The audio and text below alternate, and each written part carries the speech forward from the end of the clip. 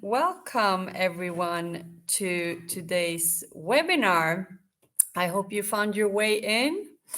Today we're going to talk about how to navigate greenwashing and regulation risks. And we're going to zoom into some of the risks and the recent cases that we've seen in the greenwashing space. So I'm Cassandra Julin. I'm heading global PR and communication here at Normative. And with me today, I have two of my colleagues. We have Johnny McCreesh, he's climate strategy advisor at Normative. And we have Dr. Alexander Schmidt, who's heading science, sustainability, and climate research. Before we get started, let's run through a couple of the housekeeping rules. We're going to stay together for around 45 minutes today.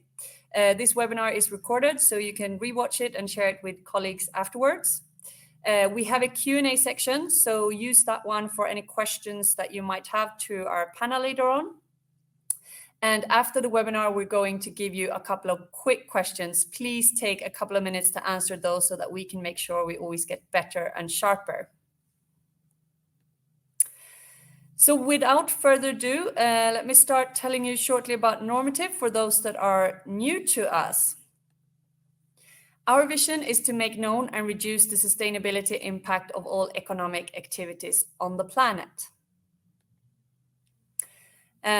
We do that, and we come from academia, government, and tech. So what this means is we have roots founded in university and other institutions, and we collaborate with some of the biggest public institutions and tech companies and climate organizations out there. We deliver accurate carbon emissions profile through scopes 1, 2, and 3 so that you can make immediate and verifiable reductions in your organization's emissions.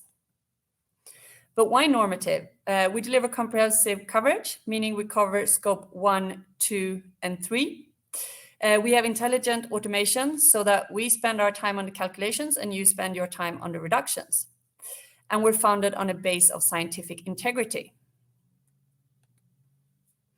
We work with value chain leaders. So what does this mean? We know that the world is changing, legislation is coming, and companies are more and more so required to report on their emissions in depth, covering all the way down to scope 3. And at Normative, we cover all of those emissions, scopes 1, 2, and 3. And that means that Normative serves the interconnected businesses that make up the world's biggest value chains. Here are a couple of examples of companies that we're working with. To mention a few, Hitachi, SEB, and Dunelm. But of course, you can visit our website to find out more about the businesses that we're working with and some of the customer stories from there. I want to take a moment to lift the Normative Net Zero community, an initiative that Normative is behind. This is a peer-to-peer community, and you can see the pop-up, and feel free to join. It's completely free, where you get a chance to discuss and meet your sustainability professional peers. So if you're enjoying this webinar, this is kind of an overview. And in the community, we do the deep dive. So we get into the details of the topics and get, under the hood in our discussions. We have webinars, we have newsletters, and we have meetups. So our next meetup is in London. So if you are London-based, we would love to see you in September when we have our next meetup. And also, of course, if you want to stay up to date with the latest from Normative, follow us on social media where we give recent updates on everything that we're doing. But without further ado, let's continue with what we're actually here to talk about. It's a pleasure to introduce our first speaker, Dr. Alexander Schmidt. He's heading science, sustainability, and climate research at Normative and is a leading expert voice in the net zero communities. Alexander has spoken at conferences organized by the UN, including COP, and at institutions such as Oxford University, Deloitte, and others, and he has a PhD in economics. So, Dr. Alex, take us away. Thank you so much for the kind intro, Cassandra, and welcome also from my side, everyone who dialed in to our webinar. I would actually love to start by getting to know you, the audience, a bit better and ask you a question. So if we could have that poll up. The question that I would like to ask you is your organization concerned with making public statements around your own sustainability work? Reason being here, are you concerned with any greenwashing allegations? So I think we have a poll for that prepared.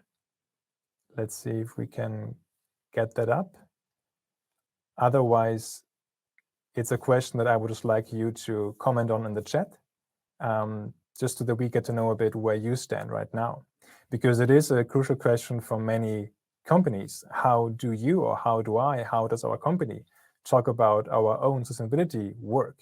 There has been a study last year that showed that around 25% of participants in this study, big corporates, enterprises, that they actually would not disclose their own net zero targets despite having them in place, despite being very active in this space.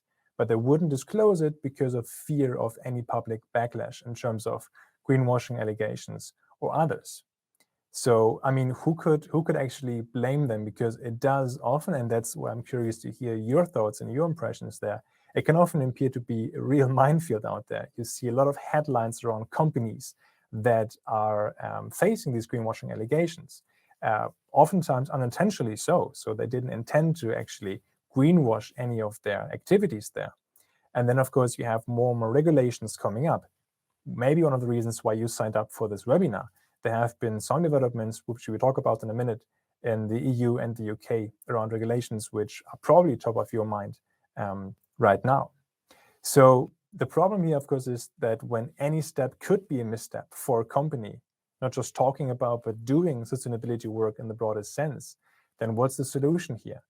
And for us, it's clear that solution cannot be inaction. We have to continue to do the good work and continue also to be public about it so that we can encourage others to join us in this endeavor. So we want to take this webinar together with you to discuss where we are right now and how we get to a place where you are feeling comfortable to talk about your sustainability work and, of course, to take the right steps to actually make progress along your journey. So in order to set this scene, in order to start off on the same page, I would love to quickly make sure we talk about the same thing when we discuss greenwashing. So I pulled here a definition from the Oxford Learner's Dictionary that says greenwashing is disinformation disseminated by an organization so as to present an environmentally responsible public image. So this is about disinformation. I already mentioned before, it's very important to point this out. There's a lot of unintentional greenwashing because of a lack of information, a lack of scientific rigor that a company might not have been aware of while crafting a certain message externally. So we're going to come back to this in a minute. What then do regulators say about greenwashing, and how do they try to prevent companies from doing greenwashing? And here I must say, historically, very little. Historically, there has not been a lot of push towards more scientific integrity in green claims, if you want. But this is changing right now, rapidly so. So we have a few developments in the EU. For example, a EU Green Claims Directive is aiming at regulating the usage of terms such as net zero, carbon neutral, eco-friendly that you might already either see being used by other companies or have used or are using yourself to position your company, your product, your service, whatever you might be engaged with. The important point here is that these claims in future need to be substantiated by data. So you need to have some proof points, quote unquote, that enable you to actually say, here, look at how we are on track towards reaching net zero, or here are our targets to go net zero. Very similarly, the EU Parliament ruled on product labeling, especially around claims of carbon neutrality of products, which again, you might have seen, if you're not using any of those yourself, you might have seen them already being used on shelves in the supermarket, for example. And this ruling is ruling out that you could use any kind of carbon offsetting, or let's say you cannot solely base your carbon neutral claims on offsetting, which is an important step. And again, one topic we will surely revisit later on in the webinar. So that's EU. In the UK, the Advertising Standards Authority also has imposed higher scrutiny on the terms net zero, carbon neutral, and others, meaning they have started to push back on companies that are using these claims without any data foundation underlying it. In the US, the Federal Trade Commission is due to revise their green guides. That's one thing they haven't revised in the last 11 or 12 years. So there is an update expected in the second half of this year, once more, speaking to the point that regulators are ramping up their scrutiny and their focus on such green claims. So very important and probably very timely for you as well. So that's why I assume most of you have dialed in. Now, what could be consequences from not being compliant, from not following these guidelines, these rules? Well, there are real business implications, real world risks if you would not comply. First of all, we have financial risks. This can be fines up to 300,000 British pounds in the UK, or up to 4% of turnover, as has been indicated in the EU. There, of course, can also be legal risks due to lawsuits that can be costly and lengthy. And they also oftentimes come with a reputational damage to your brand when you are making the headlines or when you are implied in a headline around greenwashing or being engaged with such practices. So a lot of things kind of on the at stake for a company in this current environment. Let us have a look at how actually such cases play out or pan out in the real world, and how companies fall into these greenwashing traps, if you want. The first case study that I pulled out is one from the UK. So here, there have been advertisements from several airlines been taken down. We just heard about the Advertising Standards Authority in the UK increasing the scrutiny on the claims, and it's exactly one of those examples. So these airlines have been claiming something around carbon neutrality for either their flights, their whole fleets, certain passenger seats, that have been solely based on low quality offsets. So what do we mean with low quality offsets? Simplified, it's offsets that just don't deliver. It is offsets that do not actually compensate and remove carbon from the atmosphere, but they actually don't do their job, meaning the greenhouse gases emitted during a flight or during the whole operations of the airline, they do not get compensated for. So the airline could not, or the airlines could not show that there actually was data substantiating the claims of carbon neutrality on the flights. So if we kind of go to an abstract layer of what happened here, well, these airlines first set a target around carbon neutrality. Then they came up with claims. This flight is carbon neutral, our airline fleet is carbon neutral, or your ticket is carbon neutral. But then when they were asked for proof points, they had none. So typical case of first claiming and then looking actually for evidence or for how they could substantiate this claim. A very similar case we have had in the EU, or we actually see right now, which is really interesting, evolving in real time in the EU. Regulators here have been starting to cast doubt on banks' climate credentials. So there have been banks who, in the advertisement usually as well, they're using strong statements around, we lead the way towards the green future. I'm just making this up right now. There's not a real statement, or if it is, then it's not my intention to quote anyone in particular. But there have been these claims around, we are leading the green revolution. We are committed to. But at the same time, these institutions, they failed to disclose or fully disclose their ongoing engagement with industries such as oil and gas or fossil fuel, or even deforestation projects, all of which are projects that are clearly in contrast with a truly committed net zero, a truly committed leadership position on the path towards net zero. And these lawsuits are ongoing, so it's going to be interesting to see how they actually pan out. Once more, what's the underlying mechanism we observe here that companies fall into, or a trap they fall into? In this case, they had these claims around, we are leading the transition, we are having, green X or green Y. But then you look at the business reality, and they still are engaged with industries that are counteracting their own stated claims there, or goals. So what we saw is a lack of transparency. It might have been, and that's why I'm saying I don't want to quote any institution in particular, it might actually have been that they have a plan for phasing out the investments in oil and gas industry. It might have been that they have a strategy behind this, but they just failed to transparently communicate that despite their current investments, here's how they actually will lead the green revolution or whatever they have been claiming.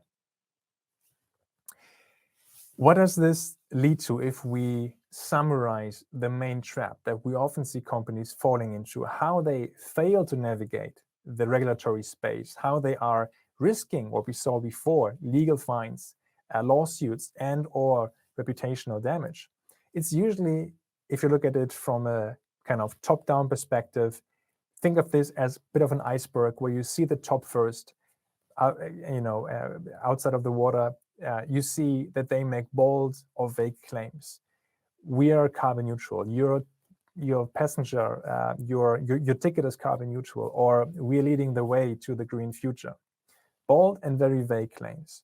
If you then scratch a bit deeper, look kind of underneath or look into the water and see what's underneath it, you see that oftentimes it's intransparent information, not fully disclosing other investments, or not really disclosing the exact offsets they have been using to claim carbon neutrality.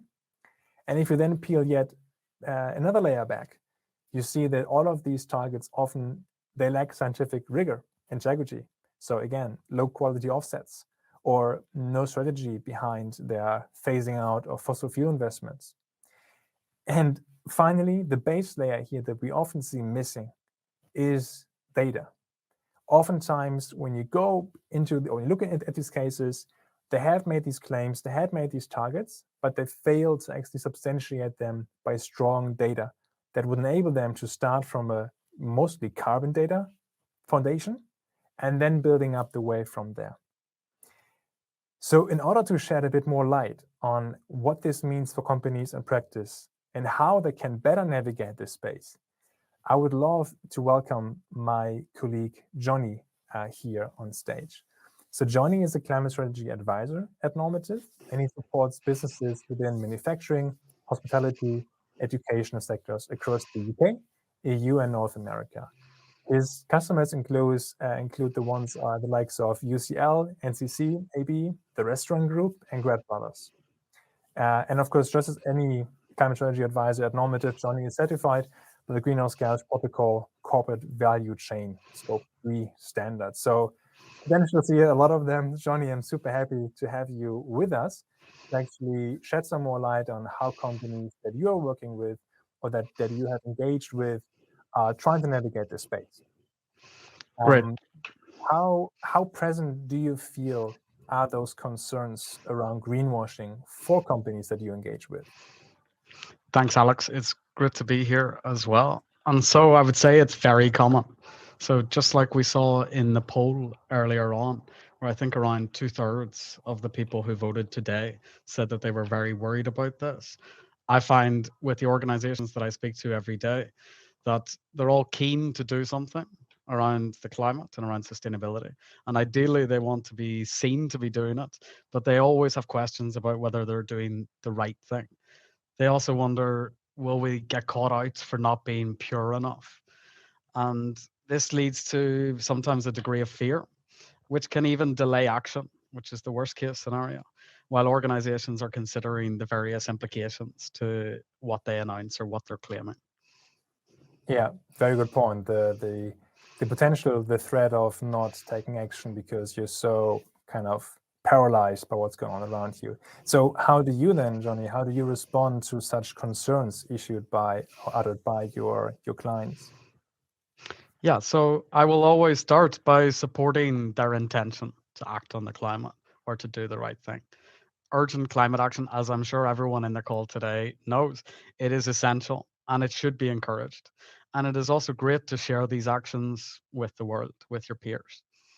From a climate point of view as well, it's essential to make sure that these claims are all backed up with evidence and that they can actually be shown to be making a difference. And as you mentioned earlier, a lot of the time greenwashing is unintentional. So a lot of my clients it's quite dispiriting to think that you could get called out while you're trying to do the right thing, but maybe you just haven't done it correctly. So ultimately, I would say, thankfully, with some careful planning, it's possible to get your organization in a position where you can be confident to share your climate actions publicly, confident that you're not misleading anyone, whether unintentionally or otherwise. Yeah, I think you mentioned that word confidence. I think that's a super important one for companies. Again, we said, or I quoted one study before, where actually companies have proper net zero targets in place, but still didn't feel confident talking about it. So that's a very good point. What would you then, if you had to summarize it, what constitutes for you the kind of bedrock, the foundation for solid sustainability strategy, one that people feel confident, to use that word again, confident talking about in public? Yeah, and so my clients, most organizations, often they want to jump straight to the big claim that they want to make, that they've thought about. And this obviously is the exciting part, to communicate your great work to the world. But what I like to talk about is just like a home, where there's no point having beautiful furniture in every room if the home is built upon sand. There's no point having the best claims in the world if actually there's nothing underneath it to support that. And so how I would usually go to support a client with this is talk about that baseline. And so the foundations are your climate sustainability data that is backing up all future claims. This means that you should be confident that any data that you have and the calculations are correct. There's no mistakes, misclicks, copy mistakes. You're sure that quality assurance has been carried out on this data and that you've sense checked the results. So you're not reporting that you've got the energy consumption of a small city or something like that. With that solid foundation of data, you can be confident to build your climate strategy upon that. So it's relevant today, it'll still be relevant in 5 years' time, and even in the longer term if you're making net zero claims. Looking at the data is not enough just on its own. To ensure that there's credible weight behind those figures, I would always recommend to make sure that you're aligning your calculations with some industry benchmarks or initiatives. So if we're talking about climate action, this would be the Greenhouse Gas Protocol, which is best practice for talking about carbon accounting. Alternatively, if you're talking about targets, you could look at SBTI as an initiative, which is best practice in the field. Finally, once you've got those credible, transparent results, you're in a much better position to start making your sustainability statements, I think. Great. So that really sounds like a very thorough and structured approach there that you would advise companies to take on, instead of jumping to the conclusion to begin with, so to speak. And maybe one last question from my side. What advice would you have if companies are unsure if their current approach is, let's say, solid enough to uphold or to protect them against any greenwashing allegations? Yeah, very good question. And so again, to repeat what I said earlier, it's to support companies that are making climate action. So it's a really positive step that all companies are taking. On one level, to be humble about this, there's maybe no way of being 100% sure about any claims that you're making. Carbon accounting, in its essence, does have some assumptions that are innate within the calculations. You do want to be proud of the statements and the work that you're talking about. In general, I would recommend that companies, organizations err on the side of caution before making any really bullish claims. I think I really liked the pyramid from before, Alex. And I think a good way to approach that is to flip it on its head and to start, before you get to the claims, with that foundation in place, just like your home. So to make sure you've got the solid foundation in place with solid data, climate data, starting you off, and then working your way through it, ensuring you're transparent all the way through, that you're clear about how data was calculated, any assumptions that you've made. And I think with that in place, you can be confident then that any claims you're making are backed up with the receipts, the scientific credibility, and then you can be proud to make your claims publicly. Amazing. Thanks so much, Johnny, for now. I'll quickly wrap up the main part of the presentation, and then looking forward to seeing you again in a few minutes for some audience Q&A. So, as I said, to quickly wrap up, and actually Johnny just did an awesome job in doing so. If we go back to this pyramid idea where we were looking at the iceberg, that is visible to everyone, where we have the claims on top, and Johnny just explained it very nicely how he works with with customers, with clients, with companies around the world, it's always starting from the bottom, right? You want to get the foundation right before you think about the roof or the shiny object on top of your building. So strong carbon data foundation, targets backed by science, and very, very transparent information. On top of this, you can make claims, but make sure they are specific, right? They have to be really targeted and not too broad, all-encompassing, even though we know all these are, of course, the more attractive, more appealing marketing claims. But in this case, it's really about science, not about just having good marketing. The importance of doing so, to end on a more positive, hopefully encouraging note for everyone, is that successfully embarking and navigating your way through a net zero journey is actually, or can be, a crucial business driver. There is a lot of money in the market right now from investors and also institutions that try to fund businesses that are on the track towards reaching net zero emissions. Investors are paying a premium for companies with a sustainable record. And also your workforce will not just want to stay with you, but also you will attract more and more talented young people who are eager to work for a company where they can full-heartedly say, yeah, we're doing something good here. Beyond our products, we also help to maintain our environment, for example. And with this, I would wrap up the short overview to make time for, of course, your questions. Thank you, Alex. We did a poll at the beginning where we saw that 67% said, yes, I'm worried about greenwashing. 21% said, maybe, I have not thought about it. And 12% said, no concerns, we got this. Does this surprise you, Alex? No, it doesn't surprise me. Well, maybe the ones that say we got this. I'll be very curious to see or to hear from them, because I'm not at all negating that the companies might have this very much covered. But it's always interesting because we talked about unintentional greenwashing, to just really make sure that you in fact do get this. And if you do, then congratulations. But for the other ones, no, we can understand your worries. And again, part of why we're holding such webinars here. Yeah, thank you for that. So please use the question function, the little question mark for your questions, and we're going to try to address some of them in the next 15 minutes together. We're starting with one that actually came up in the chat that I really like in a way, and it's asking about the black box of carbon accounting softwares. And the question itself relates to who audits the carbon accounting softwares.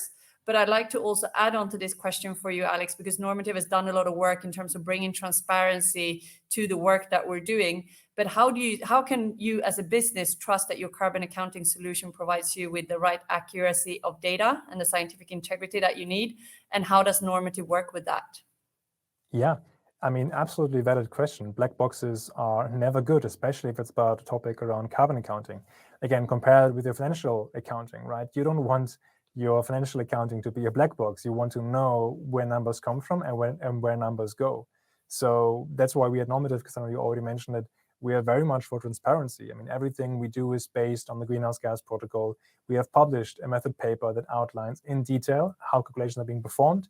And our experts, such as Johnny, they are verified and accredited by the standards that you need to have to make consistent calculations.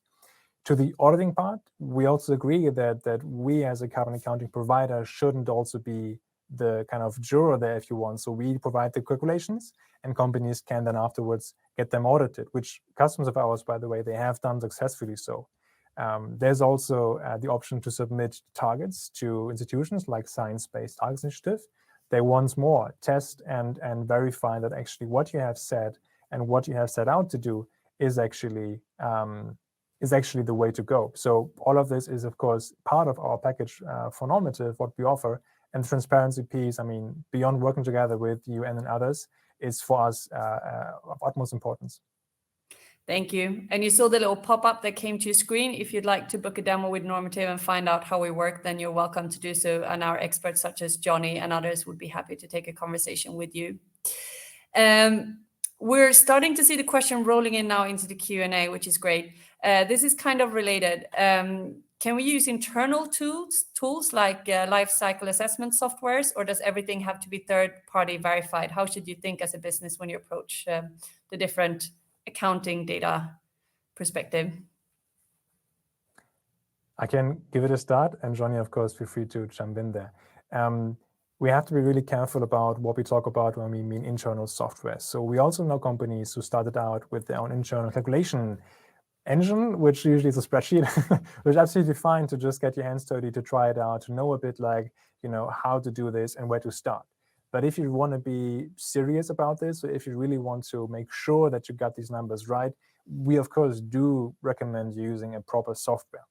There are, of course, tools that help you to assess internally for product lines, for example, specific products, what the life cycle of this product would look like. Once more, if you are not in the business of doing this full time, then it's probably wise to get some outside advice and outside guidance, because these tools can be or are usually quite complex. And the more complex your operations and business, the bigger the risk of doing some, once more, honest mistakes. But these honest mistakes will, in the end, bring you into those headlines that you probably want to avoid, linked to this webinar. Yes. I have another question around the ESG reporting and where the E fits into the ESG and the holistic picture. And we actually did a full webinar on that just a while back. So if you're curious to zoom into the E and the ESG and how it all fits together, then I really recommend, Alex is the main speaker in that one as well, to listen into that one. But do you, just on a high level, want to place it all together for us? Yeah, so if you're not yet sick and tired of me, definitely look at this webinar, because I do think we had also some good input there from externals. Think about the E, S, and G as three very distinct categories that oftentimes are put into one bucket, and oftentimes, quite honestly, are confused with each other. So we had several, headlines there. We saw several headlines around ESG metrics and ratings that do give a very blurred picture of companies' actual performance, especially in the environmental, the E space. And now think about that carbon calculations, that the foundation of most of the claims we're talking about here. This is a subpart of the E, of the environmental agenda. So while ESG is all of the three categories, environmental, social, governance, are all worthwhile to pursue, worthwhile to improve on. This E part is usually one we talk about when we talk about greenwashing, and especially the carbon part is, as Johnny also laid out, the part where you do need hard facts and data to be compliant to begin with, as we now saw, but of course also to make genuine progress towards reaching a net zero. Thank you.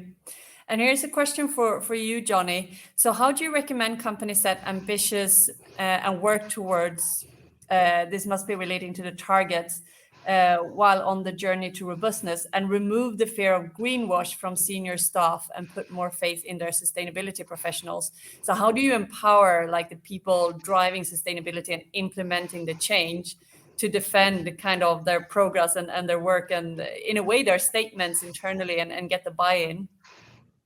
Yeah, it's a really good question. And I think you'll have got from what I've talked about so far, a lot of it is based around confidence.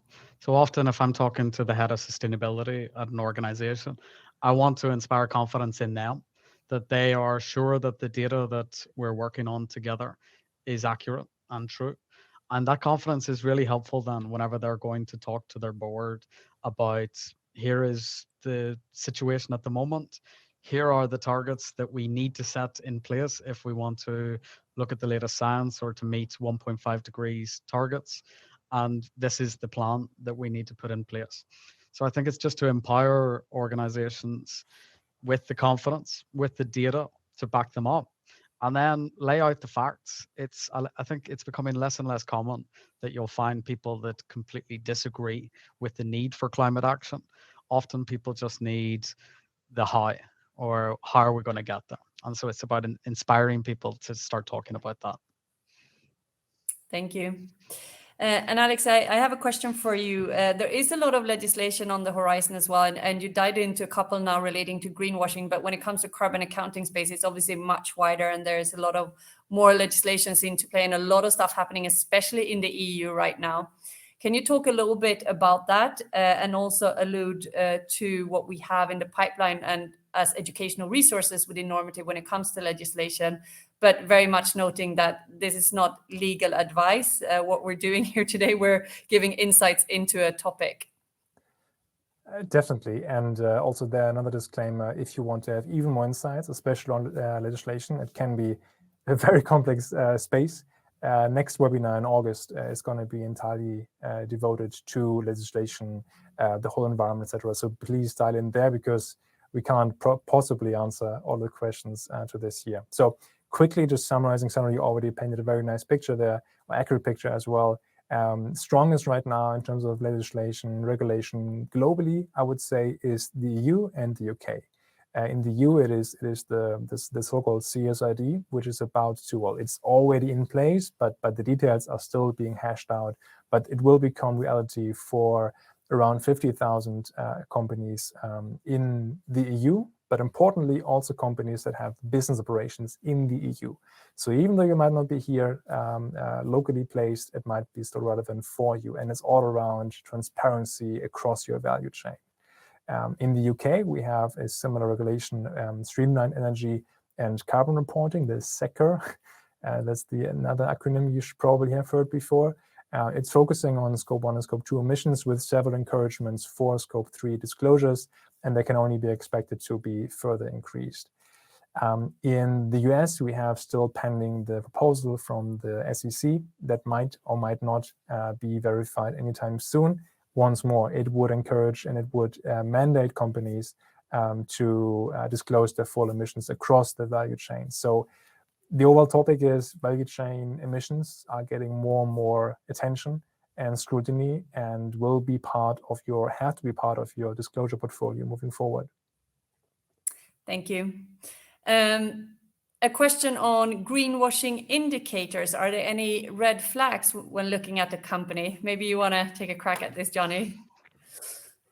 Yeah, so there's probably a proper list of red flags that could exist. I think whenever I'm working with companies, I try to recommend that they don't use buzzwords such as green or eco or sustainable.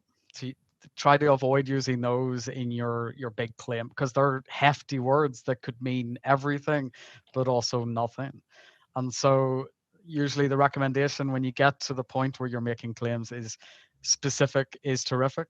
And that's where, if you can be as precise as possible with the claim that you're trying to make, that goes a long way to help avoid any claims of greenwashing, because it's really hard then to say that you were misleading if you were being specific and you have the data to back that up.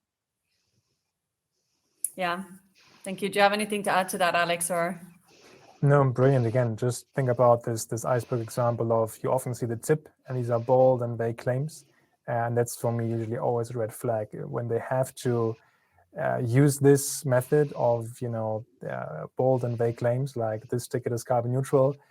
It's probably not much behind it.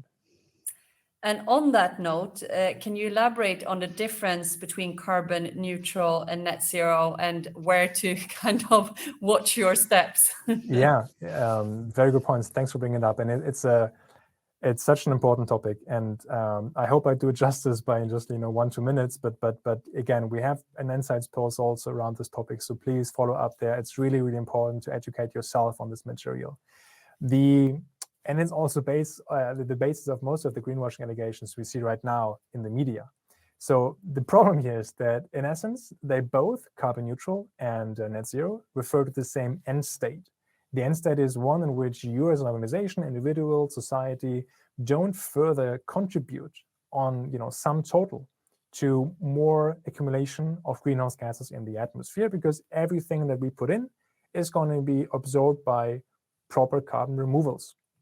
Now, the important thing is here, the path to which you reach this end stage is very different between net zero and carbon neutral. So net zero means you have to reduce as much as possible your own emissions, and only for a residual part, usually 10% or less of your emissions, of your original emissions, there actually you can use these carbon removals that help you to then keep the balance of a net zero.